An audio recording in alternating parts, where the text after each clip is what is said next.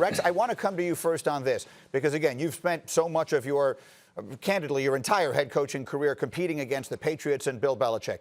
If Tua Tagovailoa slides past 6, do you see Bill making an aggressive move to try and go up there and get him?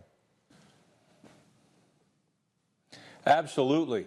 And when you look at it, obviously he's got the connection with Saban there in Alabama. But look, they need a quarterback. And so you're going to take a guy. Here's how good is Tua? Well, I'm going to give you a stat that nobody's really talked about. Okay, we talk about accurate quarterbacks. We know he's really accurate. Let me give you a case in point. 61% of the yardage that he had passing was after the catch. That tells you how accurate this young man is in the pocket. New England's always had great success, obviously, with Tom Brady sitting there in the pocket. Another guy that's incredibly accurate. He puts the ball on the face mask. So he gives his guys opportunities to run after the catch. So I think, look, there's no way I see this guy passing, getting past 6. I don't see it. I will say this. There's one reason. Obviously, it's the injuries and things. But even I'm going to give you a real scenario here. Let's say that Tua is healthy and he makes it through. He's healthy. I disagree with what people have said that you're going to have a great quarterback. He's going to have a great career for 10 or 12 years.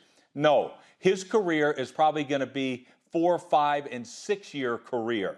But, you've got a spectacular player if he's healthy for 4, 5, and 6 years, no more than that. Yeah, I mean, longevity obviously is a question mark with a player who's been injured as much as he has. Marcus, you cover the college game for us all year long, and the name Jordan Love is one that I think if this had been a normal draft cycle without the pandemic and everything else, we'd have been hearing his name a lot more leading up to this process. Is he a guy who you think might surprise everybody and turn out to be as good as the other quarterbacks we're looking here? I guess what I'm asking you is, who is this guy for fans who have heard almost nothing about him?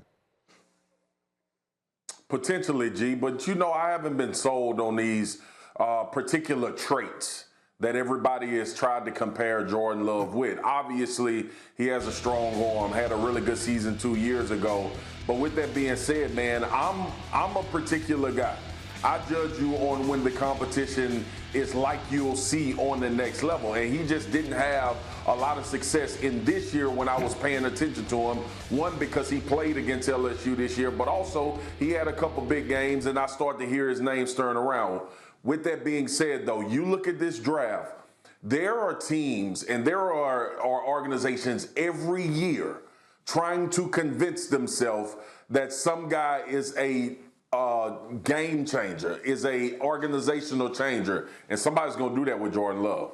Yeah, that's an interesting one. While I have 2 LSU Tigers sitting here, and Ryan Clark, I will come to you on this. The question just jumped into my head. If the Dolphins are offering a king's ransom for the #1 pick and the Bengals are holding fast, is that the right decision? Are you that confident that Joe Burrow is the guy that you are going to build a franchise around and is going to be a great player for the next 10 to 15 years? You know what? I am confident about that. And necessarily, I can't say he's going to be a great player because that's going to depend on Zach Taylor and what the Cincinnati Bengals can build around him. But what you do know about him is that he has the skill. He also has the poise. He's been through adversity. So we've seen this guy have to transfer, and then he had to battle to get a spot. There wasn't a great year in his junior year, and then he comes and have one of the greatest college football seasons of all time. And so I believe that Joe Burrow has the stuff of the intangibles, the things internally that you need to succeed in a situation like he is going to be in. And so they are standing pat that they want Joe Burrow as their quarterback. I think by far and away, he's the quarterback with the least questions, the least overall in this draft. And you have to get him if you need a quarterback, and the Cincinnati Bengals understand that. Marcus, super quick. I've got like 10 seconds here. We don't know exactly what Miami's offering, but they have 5 first-round picks in the next 2 drafts. If they offered you 3 first-rounders and you could still get Tua at #5, would you have made that deal if you were Cincinnati? Hell yeah. I'll be out of it in a New York second to take 3 draft picks to continue to build the team and try to win a Super Bowl. You damn right, G. Yeah, we don't know exactly what they offered. He had the highest QBR of any player, in theory, ever. We've been tracking that stat since 2004, and he had the highest ever. We all understand what the question marks are. They're all about health and injury concerns. We've seen the physical play, Dan. Obviously, it's spectacular. But there's the mental piece of the quarterbacking as well. Talk to us about that. Yeah, Greeny, great quarterbacks take their thinking and they turn it into execution, and they do it at the highest level. And that's who Tua is on tape. If you look at this play, there's the trips at the top of the screen, but the play actually started in a 2x2 with motion.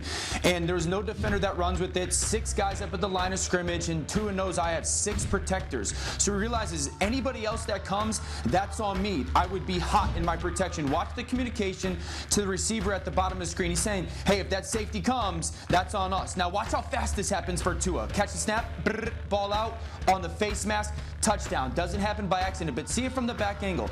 Look, the communication, point to the safety. Now watch the left hand, watch. I think he not only points out the safety, but hand signals to the receiver. If that safety comes, this is the route that I want. And again, see how fast this happens for Tua on the face mask. Great quarterbacking. It's about taking the thinking, turning it into execution, and executing at the highest level with the smallest detail faster than anybody. And that's the exact spot where Tua himself from many other kids in this draft class. That's spectacular. So Ryan Clark, once and for all, because this is the moment where someone's going to make this decision. I'm asking you if you are willing to bet your children's college tuition on Tua Tagovailoa remaining healthy and being able to play a full career, because that's what someone is being charged with doing tonight. Would you do it?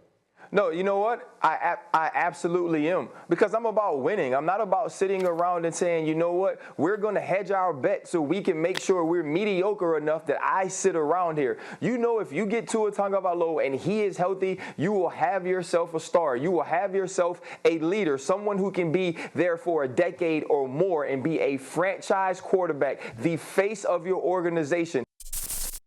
Thank you for watching ESPN on YouTube. For live streaming sports and premium content, subscribe to ESPN+.